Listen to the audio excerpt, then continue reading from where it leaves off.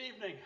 We thank you for coming, and we have a wonderful time planned ahead. For those of you who were here last year, you certainly know that. We welcome Daryl back, and we're going to turn it over to him toward the end. There will be a time where we'll ask Daryl to just play something instrumental, and two of our ushers will take a free will offering to help cover expenses for Daryl getting here from where again? Waverly, Tennessee, just outside of Nashville. Waverly. I knew it was Tennessee, but I forgot the town. Tennessee has sent you Waverly's best. So, Daryl. Well, thank you so much. It's great to be here. I appreciate the opportunity to be back up this way. I always enjoy coming up this way. Thank you for coming out and spending your evening with me. I think it's about a year, maybe right at a year, that I was here last, and I'm already seeing some familiar faces. Has anybody seen me for the very first time? A few of you, great. All right. Anybody seen me for the last time? Go and raise your hand. Well, I hope that's not, for the folks who've never seen me before, I am Daryl Mosley. I grew up in the little town of Waverly, Tennessee, just outside of Nashville. Grew up in church there singing and dreaming of a music career, and not knowing if that was going to work out, but I have been blessed now for over 30 years. I've been able to travel and tour and sing and record and, play the Grand Ole Opry and do television and all the things I dreamed about as a kid. But more than anything else, I'm a songwriter. And so these days I do about 150 concerts a year, just me and my guitar sharing some of the songs I've written over the years and the stories behind them. And so that's what I'll do this evening. Now, I'm a lover of story songs, so you'll get a healthy dose of story songs tonight. I hope I bring back a memory or two, maybe cause you to think of something you hadn't thought about in a while. And more than anything else, just want to give God the glory for what we're doing here this evening. Now, this old pickup truck sure ain't much to look at. The rust and the miles are showing through. But every day it gets me where I'm going. The runs just like if it were brand new. This house of mine ain't much more than a cottage. Always things in need of repair. But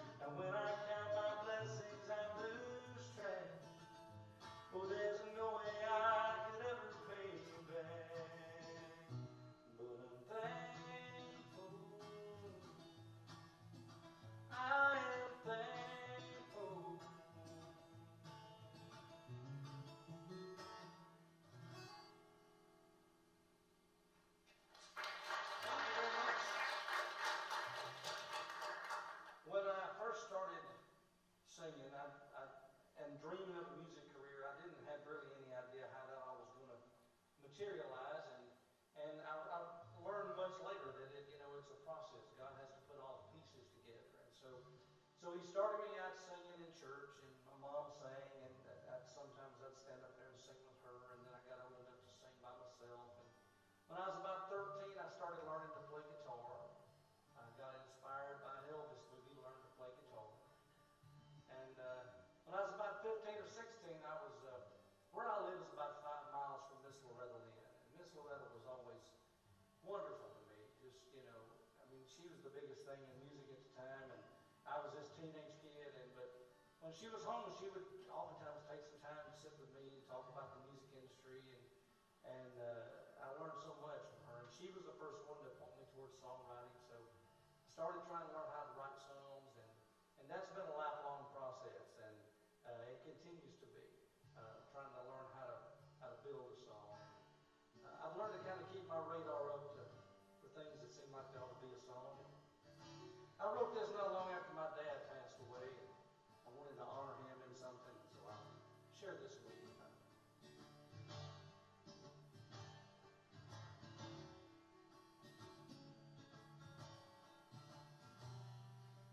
Fishing with Daddy till late in the day. The sun sinking deep in the sky. We cut through the woods. It was scary and dark, and I'm trying hard not to cry. Daddy, what if there's a snake or a bear? Or what if there's things I can't see? Well, Daddy just smiled, said, son, you'll be fine. Just walk and stay close to me. He said, just follow me, 'cause I know the way, and you would be lost on your own. Keep me inside, you'll be alright, and I'll lead you all the way home.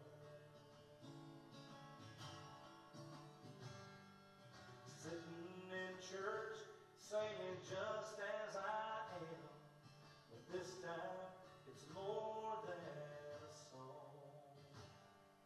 The preacher said I must give Jesus my heart if I want to make heaven my home. Well, I said, Lord, what if I still make mistakes? And sometimes I don't read or pray. The sweet wave of peace went right over me. He said, I'll be there each step of the way. He said, just follow me, 'cause I am the way, and you would be lost on your own.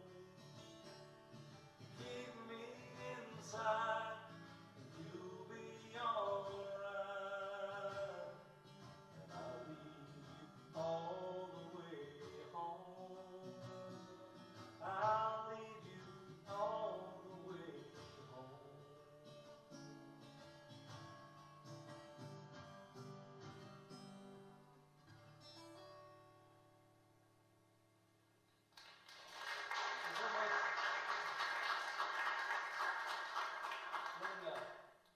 When I first started getting serious about trying to be a songwriter, I was traveling my first ever touring job in a bluegrass band. Now, being from Tennessee, I was raised up around bluegrass music, but I never really listened to much of it. And now all of a sudden I was in one.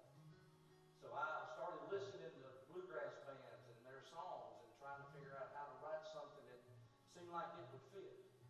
My very first attempt at writing something that I thought we should record was a classic song now called "The Scenery Never Changes When You Plow Behind the Mule." The worst song ever written, bar none, and I wrote it. But fortunately, God placed in my path a wonderful songwriter, a legendary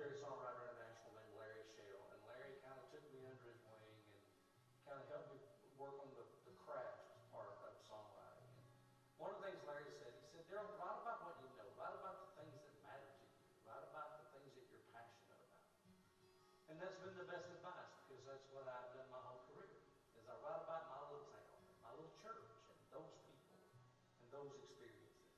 I grew up in a little Methodist church. You could put that whole building inside this room. Well, all but our bathrooms, they're about 40 yards that way, but we didn't have indoor plumbing until I was nearly grown, so that's all I knew. But that little church still going strong. Now, we had a sister church. We used to partner with them for vacation Bible school and things, so we had enough young people to do it. Blue Creek was its name, Blue Creek Methodist Church. Blue Creek hadn't fared so well. They shut it down a few years ago. And every time I drive by where it used to sit, I'm reminded of being in there, having youth activities, youth revivals, and singings, and it always makes me sad when I see it. And because of that, I wrote this song.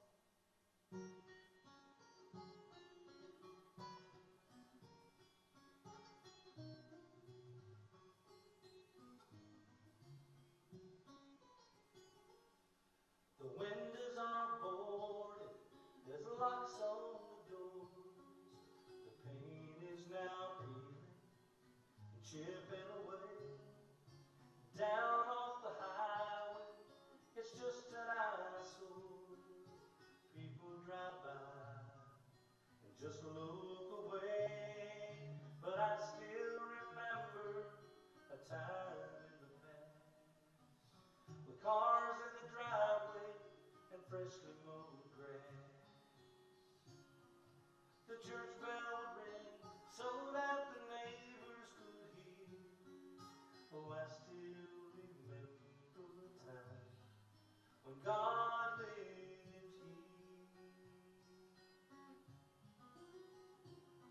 On Sundays my family and I would arrive. We'd sit on the fourth row on the piano side, sing about blood, and we'd hear about grace and the joy of the Lord. Put a smile on my face. We'd leave at the altar our burdens and cares. And one of the brethren dismissed us in prayer. The pictures are vivid and coming so clear. Oh, I still remember the time when God lived here. Springtime baptism, homecoming day, helping a stranger that passed by our way. Vacation Bible school and pink lemonade. I wonder where everyone worships these days. 'Cause now it sits empty, vacant and sad. It marks like a tombstone what we once had. A sweet southern temple where God could reside, until we so carelessly pushed it aside. But oh, how I wish I could turn back the clock to when its foundation was still on the rock. As I drive away, I brush back the tears, 'cause I still remember the time when God lived here.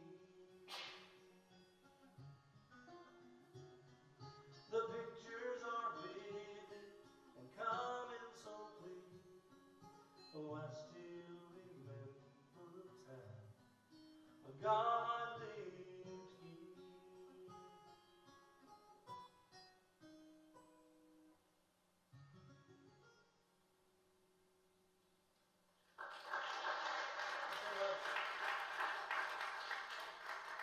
I appreciate that little church. You know, I sometimes feel sorry for people who've never had the small church experience. There's things happen in a small church that you won't see happen in a big church. You can hide. You can't hide in a small church.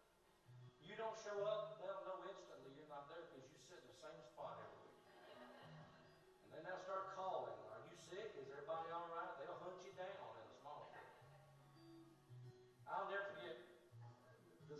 memories I've got in my little church. We had a preacher one Sunday morning. I'll never forget this as long as I live.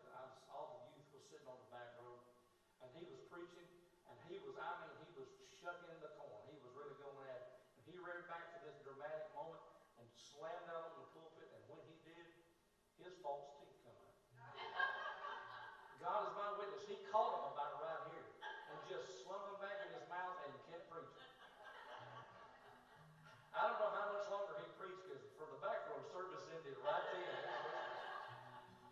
Oh, but I'm so blessed that I grew up there. It was a great place to grow up. I mean, I was blessed to be around some really wonderful, Christian men and women that took interest in me and encouraged me and supported me and fussed at me when necessary. And most of them have all gone on now, but I'm so grateful that I had their presence in my life.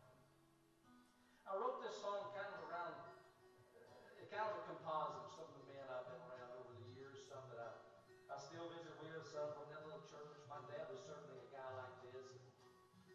And I have no doubt there's probably some men in this room right now that this song will apply to, but for the ladies, I know that there'll be a man or men that this song will bring to mind for you as well.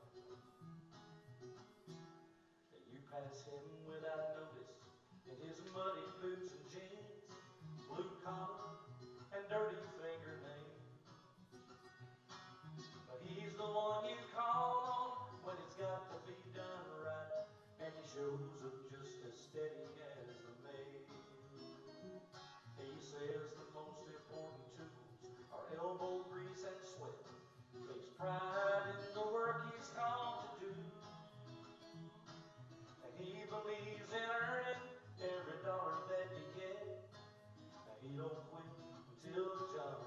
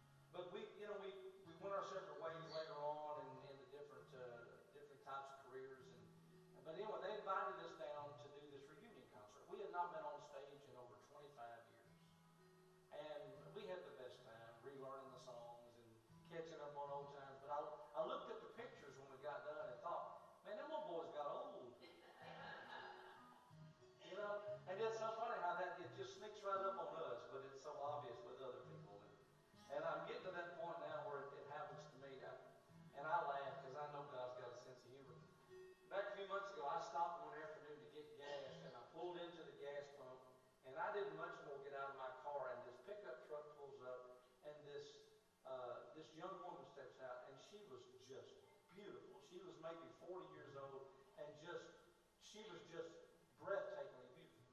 And she looked at me, she smiled, and I smiled, nodded, and I'm pumping my gas, and I kept noticing she kept peeping around the gas pump a bit. And I'm thinking, this young woman's checking me out. But in a few minutes, she finally had all she could take, I guess, and she come around the gas pump where I was, and she says, I don't mean to be forward, but you're a singer, aren't you? I said, yes, ma'am. I smiled. She said, yeah, my mom likes you. So me and my pride got in my car, and we headed on up the road. But, lots of mornings now, I'll sit at the cafe and drink coffee with some of the retired guys. I'm about a generation behind them, but and they've got great stories, and I enjoy laughing with them. But every now and then I pick up on just a little bit of melancholy in their stories, and how times have changed, and how the world has changed around them. And so it's through a conversation that we had one morning that I wrote this song. This is pretty new. This is just a few months old, but I'd like to share it with you tonight.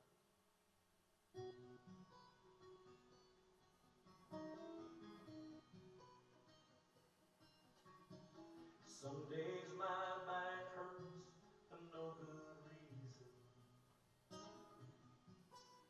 My hands ache when the rain is coming in. It seems I'm always looking for my glasses, or dozing in my easy chair again. I see this old man every time I'm shaving, a face that I barely recognize. It's like I'm trapped in someone else's body, looking at the world through fading eyes. But I'm still here, I'm still me. Inside I'm still the boy I used to be. I still run and jump and climb through the meadows in my mind. How quickly did those days all disappear? They're all gone, but I'm still here.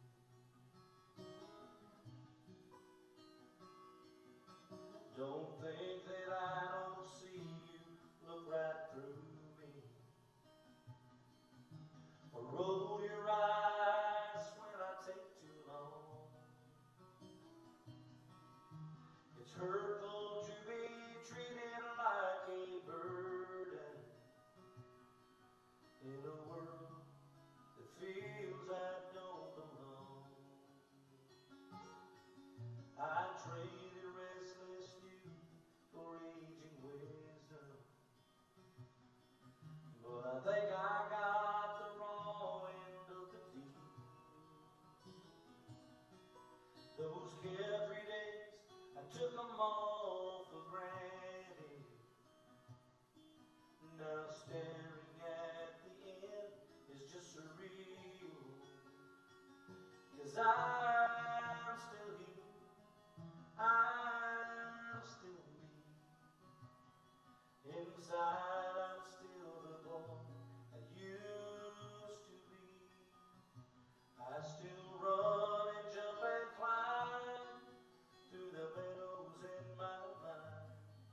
How quickly did those days all disappear? They're all gone, but I'm still here.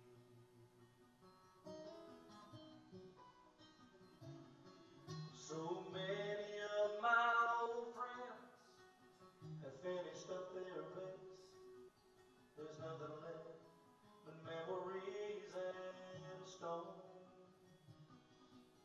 But me, I just keep moving at a little slower pace.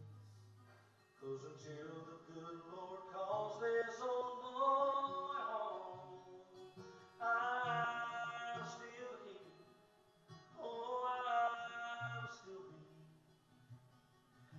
inside I'm still the boy I used to be. I still love and hurt and cry. We're no different, you and I. How quickly did those days turn into years? They're all gone, but I'm still here. They're all gone.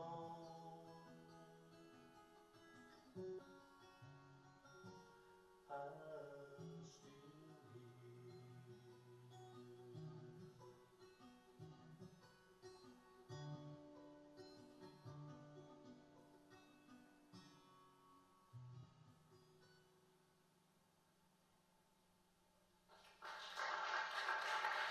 Thank you so much. I love songs that are written from the perspective of something that can't tell its own story. I think that's a fascinating way to write. The opportunity for an inanimate object to kind of speak its own piece. And there's been some great ones like that over the years.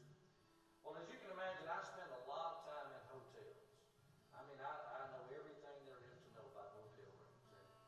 And so I started making it a habit years ago that once I get in a hotel and kind of get settled in, one of the first things I do is look to see if the Bible is there.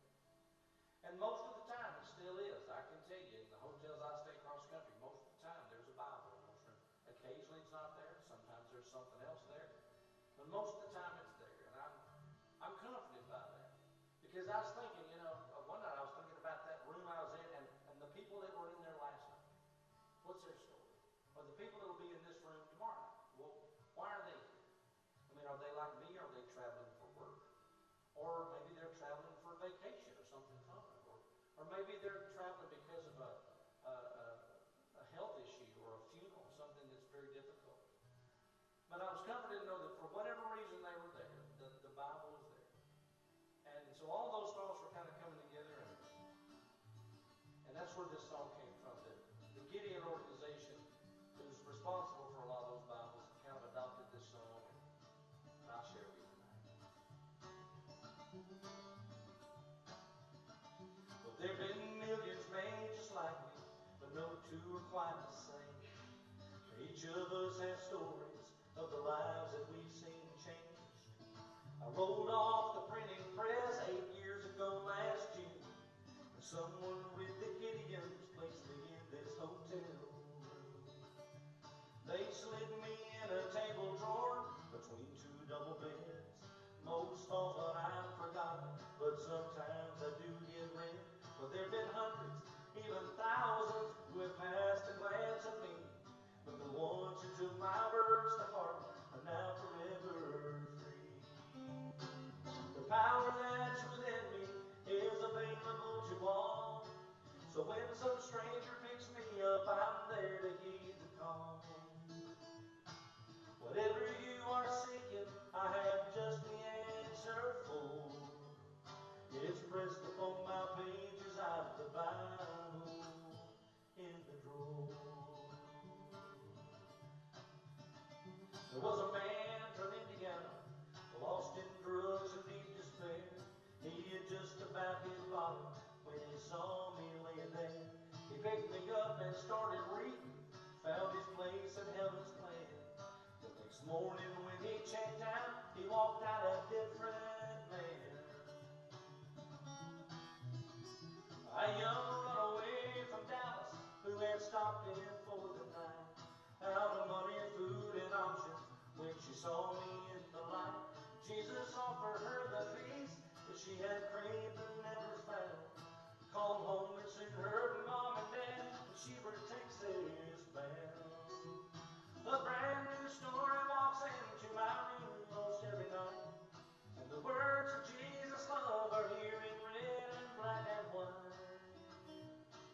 Whatever you are seeking for today and evermore,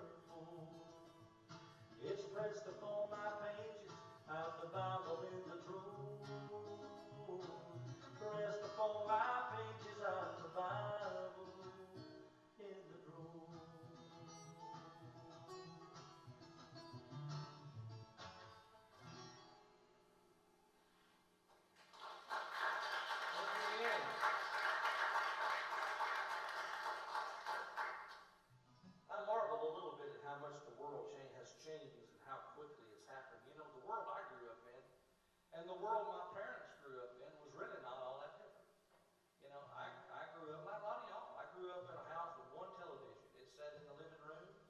we had 3 channels. We watched it all the time. Now we got a TV in every room, got 3,000 channels, can't find anything on to watch. You know? And I mean, I laugh sometimes because some things are so obvious. When I was a kid, when most of you were young, you would never call somebody on the phone, and when they answered, ask them, "Where are you?" Because you knew where they were. You probably knew what room they were in, because that thing is nailed to the wall. Where else could they be? You know, that cord only stretched so far. And but now, of course, we do those kinds of things all the time. And I was thinking the other day, I heard a term that I had not heard in years. When I was a kid, I had 3 types of clothes.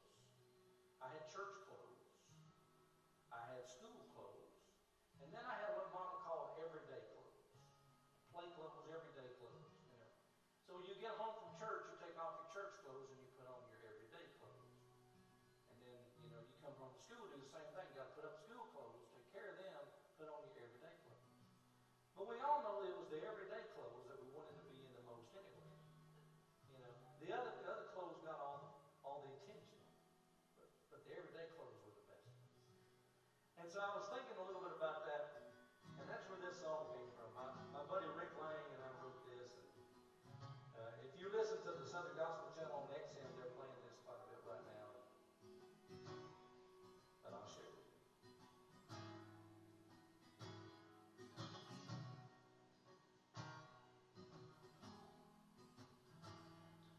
The morning sun chasing the darkness away, the birds singing sweetly to welcome the day.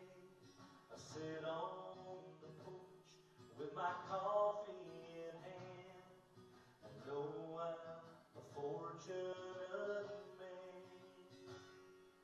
The flowers are blooming, their colors explode, their beauty encircles my humble abode. The soft scent of lilac is filling the air, and lingering close like a prayer. Everyday blessings get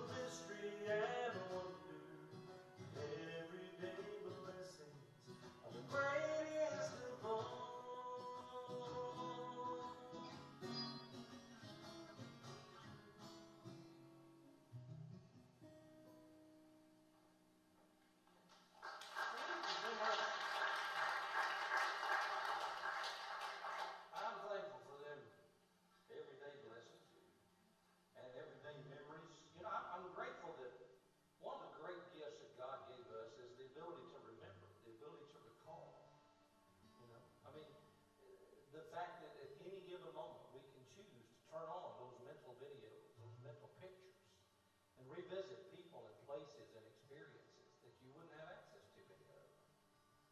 I mean, my dad's been gone now almost, well, it'll be 9 years. And in my mind, in my heart, I can still hear his voice. I can still hear his voice when he was forced to answer the telephone. My dad hated the telephone. And if he answered the phone when you called, rest assured there is not another living human being within 5 miles, because he would just sing that song. And it would be this mix of exasperation and what do you want when he said it. You can hear it all in his hello. It is priceless. Sometimes I would call when I knew he was alone just so I could hear it, you know. But I'm thankful I have that memory. Lots of memories of folks that have gone on. When I was 15, Mom and Daddy bought a farm. Daddy had always wanted a farm. He grew up on it. And so they sold the little house we lived in town and bought this little farm. But I was 15. I was working after school and on the weekends, so I wasn't home very much. Then I turned 16. I'm driving, so I'm home even less. And then I finished my schooling and I headed to Nashville to get involved in music. And so I never really got emotionally attached to the farm. Not the same way that I was the little house in town. When I think about growing up, when I write songs about growing up, when I remember Christmases and summers, it happened in that little white house on the hill there in town. I used to drive by it every now and then just to kind of reminisce, but I'll never forget one time I'm driving by and I'm actually almost sitting still in the road. And I'm looking at that little house and all these memories were flooding in. Like right there's where my bedroom was. And right around the corners where my sister's was. And all this stuff going through your head. And it took a minute to realize there was a guy in the doorway staring back down at me, who did not look near as amused that I was sitting there as I was. And then it dawned on me, well, he doesn't know me. And that's the first time I ever really realized that he was at home. I was the stranger. When in my mind, it felt like it all went the other way around. And that was an odd experience. And I thought, most of us have a place like that in our heart. That we have great memories of, even though, we're still attached to it, even though we no longer have access to it. Maybe it's where you grew up, or where your grandparents lived, or where you lived in another town before you moved here. But those are powerful memories that God has allowed us to have. So that's what I love about this song. Every time I sing this song, what I hear, what I see in my mind is that little white house there on the hill in Waverly, Tennessee. But I know when you hear the song, it's going to take you someplace completely different.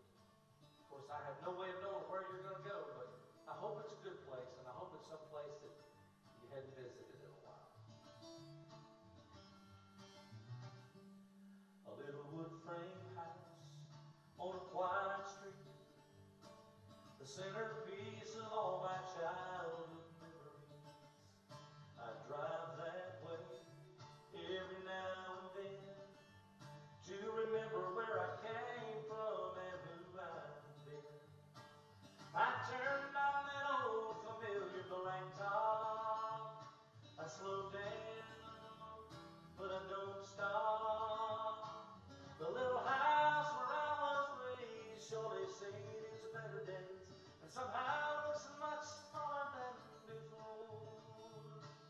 But Daddy's gone and Mama too is lived in by somebody new.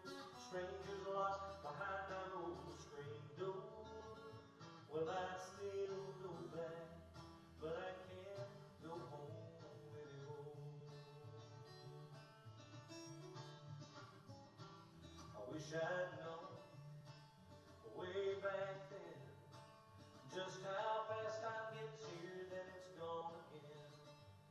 One day I'm there with my folks inside, the next time just a stranger slowly driving by. You might just see shingles, windows, walls, and doors, oh, but to me, it's so much more. A little house where I was raised, surely seen its better days, and somehow looks much smaller than before. But Daddy's gone and Mama too is lived in by somebody new. strangers locked behind our old screen door. Well, I still go back, but I can't go home anymore. The backyard where we tossed the ball till Mama said something's ready, y'all.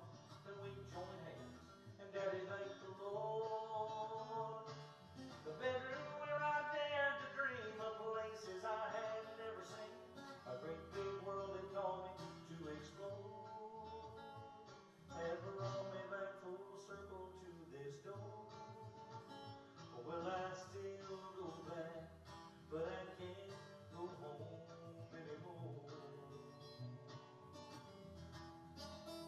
Yes, I still go back, but I can't go home anymore.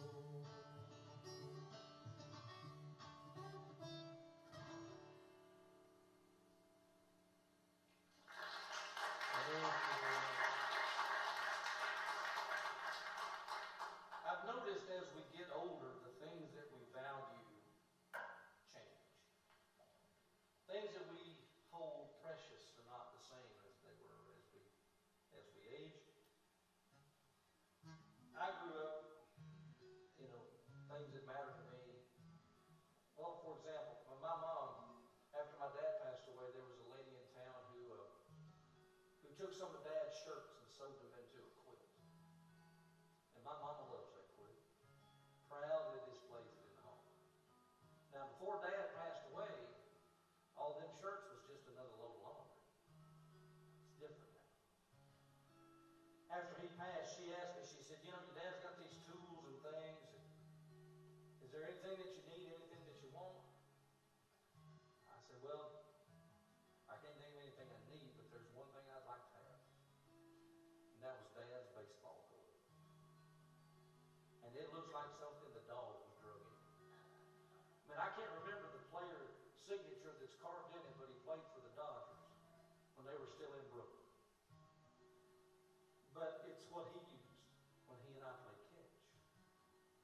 And it's priceless. I grew up seeing one of those that my mom had. All the years growing up, my mom kept out on the mantle there in the house a Bible that belonged to her grandmother. Always open to the 23rd Psalms, and on top she kept her grandmother's eyeglasses. I saw it, every day. It was always there.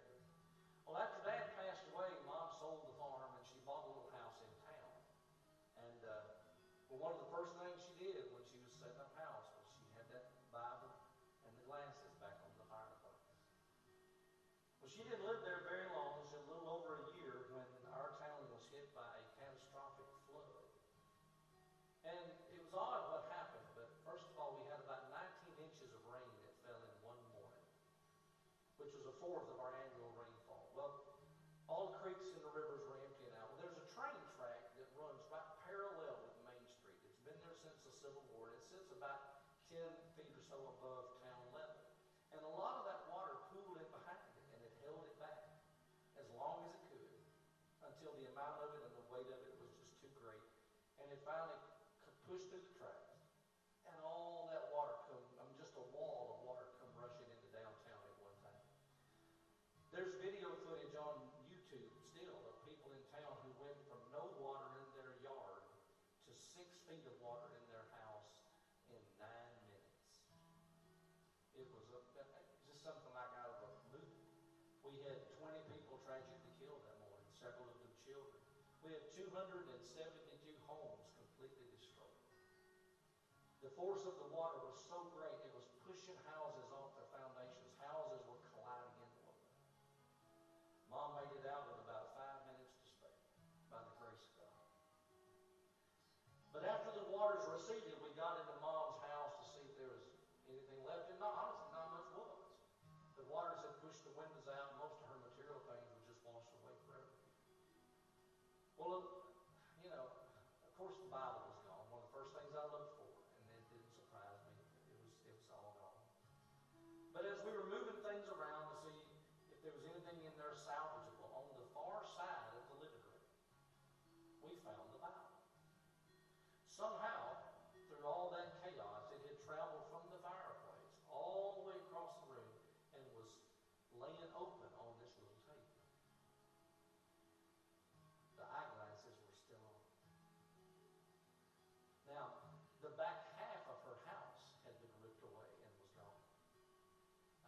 door was gone. The house across the street was gone. Cars and trucks were moving down Main Street like they were made of paper. But that same force of water gently picked up that Bible, took it across the room, and laid it carefully again on the table. My friend, only a living God can do that. And it could not have been more clear if he had spoken audibly to me that morning, just this little elbow that says, you know I'm here, right? I mean, in your hardest, most catastrophic, most difficult moments, I'm there. And more than that, I'm in control. And I have drawn comfort from that ever since. In the aftermath of the flood, I saw his hand in so many things. But it was not long after the flood day that I remembered this song. And I say remembered because about a year before all of this happened, I woke up in the middle of the night one night, and the lyrics of this song were just right there. Now, I had never written a song in my sleep, but I was smart enough to know that if I went back to sleep, I'd forget it. So I grabbed my phone and I recorded the words into my phone so I wouldn't forget it. Got up the next day, put a tune to it, ended up recording the song. This was actually turned into be a #1 song. But for me, the two events will always be connected. It was always, for me, a little bit of preparation for what was to come. I want to share it with you tonight. It's called Mama's Bible.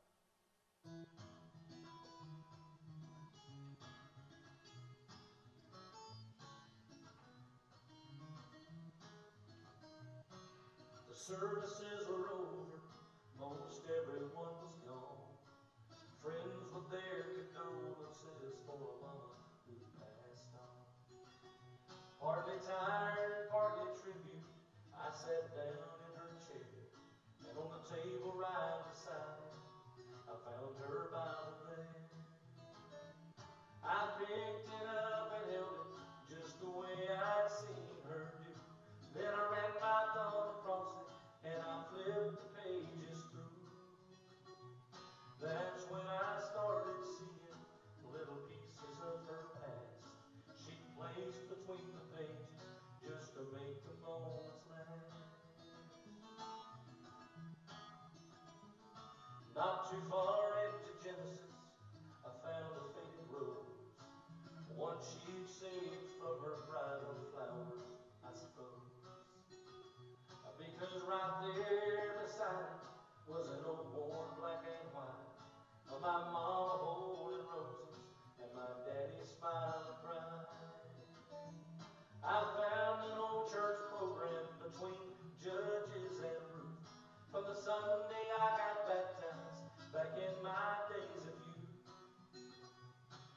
And over in Hosea I found a lock of hair, not sure who it belonged to or why she kept it there.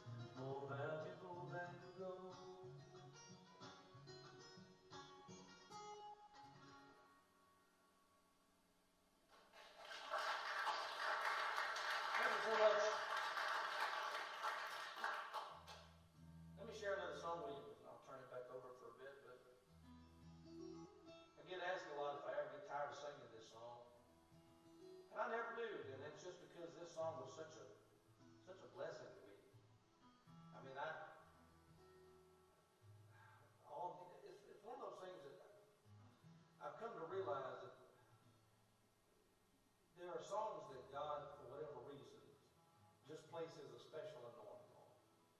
And the songwriter has nothing to do with it. I mean, you know, you can write the best song as far as crafting the best song possible. And it may just, you know, it may just not hit it for whatever reason. Doesn't make sense. And then other times, God has a purpose for it. From a craft standpoint, there's errors in this song. This song is not written according to the songwriter rules. But God has never really been troubled by what the rules were. And He placed just a little special anointing on this song. And in the years since this song has been out, this song has literally been around the world. I mean, it's been streamed millions of times. It made the list as one of the top gospel songs of all time. I've heard it in different musical styles, different languages. Every now and then I'll get on the internet and just search, just see where it's found its way now. There's a black gospel version of this song. There's a mountain bluegrass version of this song. I've heard this song sung by children. I've heard it sung by a praise and worship choir from Jamaica, a youth choir from South Africa. I never know where it's going to end up next. And rarely does a weekend go by that somebody won't come up to me with some story of how the song ended up in their life and how they found it and how they sing it or how their mom loved it and they played it at the funeral or something like that. I got an email a couple months ago from a guy who was going in for major surgery. And he wanted me to know that he had made arrangements with his hospital and with the surgeon to have this song played on a loop while he was in surgery. God forgive me, but the first thing I thought was, I hope that's not one of them 10-hour surgeries. Because you're going to be asleep. But your surgeon is going to know every word of this thing, you know. But it just meant that much to him. And I just appreciate that so much. It has introduced me to people that I would probably never met otherwise. And you know, one of my favorite stories I often tell is I had an afternoon with Mr. Bill Gaither, just me and him, sitting in folding chairs. And I mean, he's songwriter royalty as far as I'm concerned. I mean, this is the man that wrote "He Touched Me," and because he lives, and there's something about that name. And joy comes in the morning, and on and on and on. I mean, he's arguably done more for gospel music than anybody in my lifetime. But he's just the best guy. Just warm and affable and completely in love with Jesus and with songwriting. And he said two things that day that I will never forget. One thing he said was, he said, you know, Daryl, sometimes the message of Jesus can find its way on the wings of a song when it can't get there any other way. When an evangelist can't bring it, when a missionary can't bring it, even when a government outlaws it, sometimes on the wings of a song, it still finds its way. He said, that's how important songs about Jesus are. That's powerful. But then he kind of laughed, slapped me on the knee, and he said, now you realize one of these days that song's going to outlive you. And I, at the time, never considered that. He said, yeah, you know, one of these days, if the Lord tarries, we won't be here to sing these songs. But the songs stay behind. And other folks still sing. And God's still being glorified. And that was just overwhelming. The realization that the God of creation knew me and loved me and sent a Savior to die for me, and that could still somehow look past my faults and my weaknesses and allowed me to be a part of something that would last longer than I would. I mean, I don't know how to properly thank God like that. The only way I know is just to keep singing the songs, keep lifting up His name.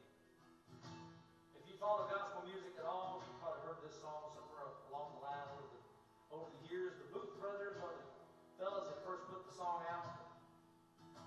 This is pretty close to what it sounded like that night. I was driving home late from North Carolina.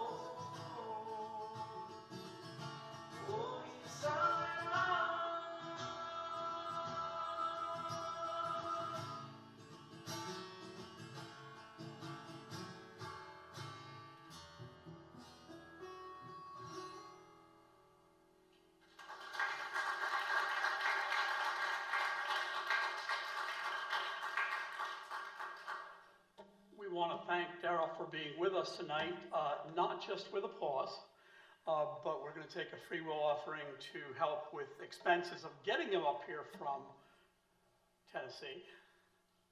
And also, after the concert is over, there is a table in the lobby with some of his music and also a brand new devotional book.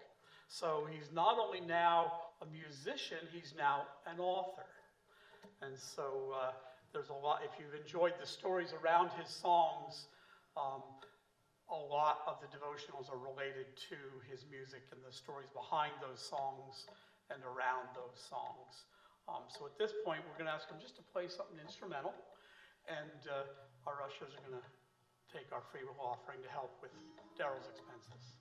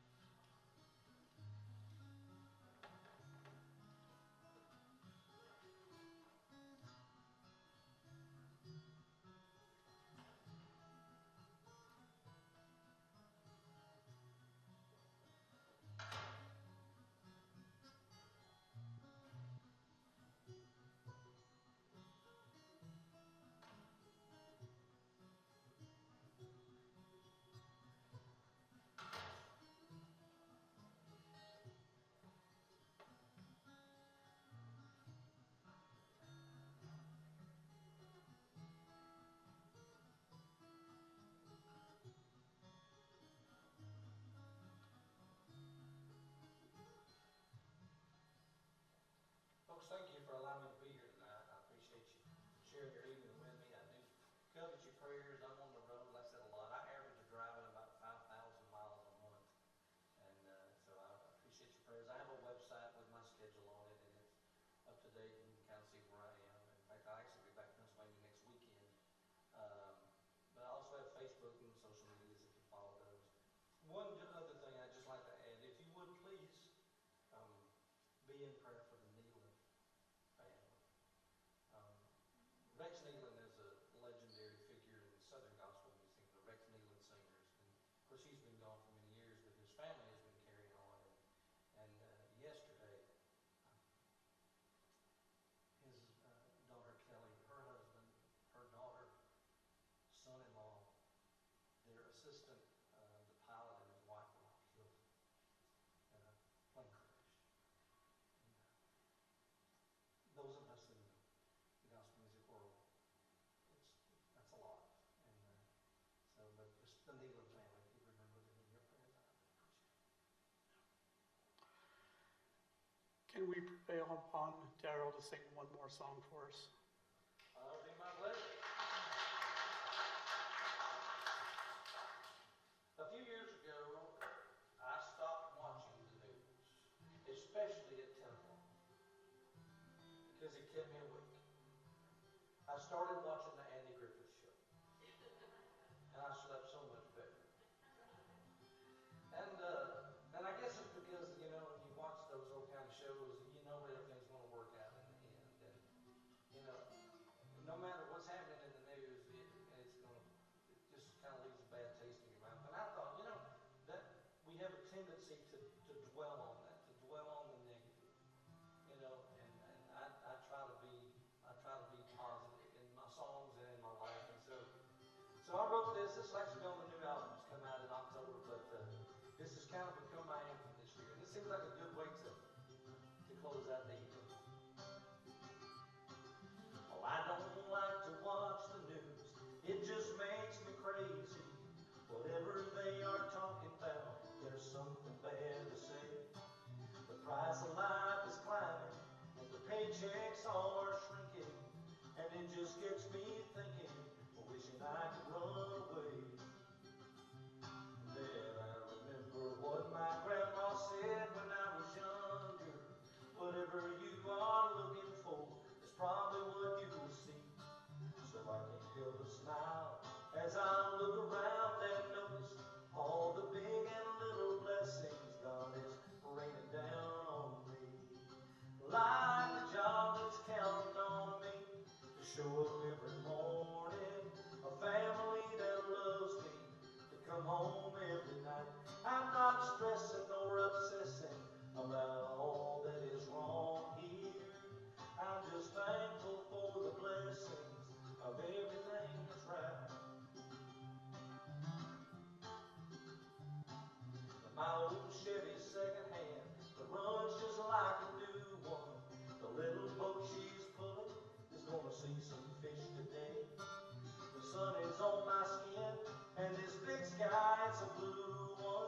The world is spreading out just like an after-church buffet.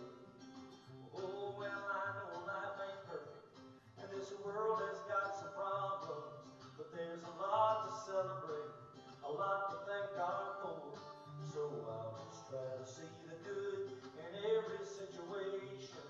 I know that every perfect gift is coming from the Lord. Like a job that's counting on me to show up every morning, a family that loves me to come home every night. I'm not stressing or obsessing about all that is wrong here.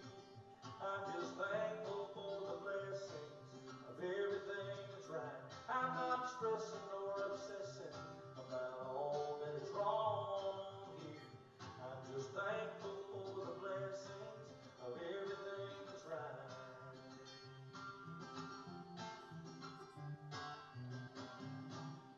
God bless you, friends. Thank you so much.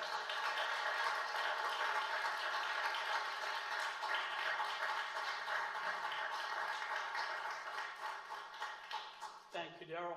And remember, there's a table in the back.